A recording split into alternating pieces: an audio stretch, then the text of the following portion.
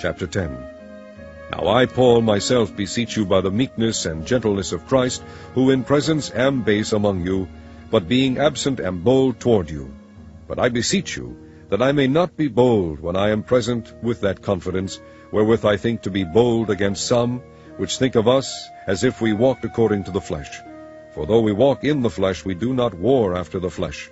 For the weapons of our warfare are not carnal, but mighty through God to the pulling down of strongholds, casting down imaginations, and every high thing that exalteth itself against the knowledge of God, and bringing into captivity every thought to the obedience of Christ, and having in a readiness to revenge all disobedience when your obedience is fulfilled.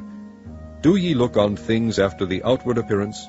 If any man trust to himself that he is Christ's, let him of himself think this again, that, as he is Christ's, even so are we Christ's.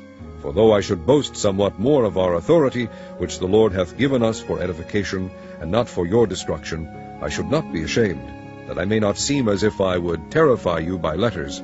For his letters, say they, are weighty and powerful, but his bodily presence is weak, and his speech contemptible. Let such an one think this, that such as we are in word by letters when we are absent, such will we be also in deed when we are present. For we dare not make ourselves of the number, or compare ourselves with some that commend themselves, but they measuring themselves by themselves, and comparing themselves among themselves, are not wise.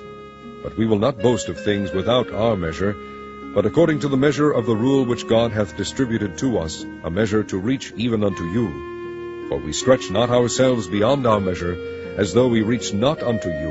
For we are come as far as to you also in preaching the gospel of Christ.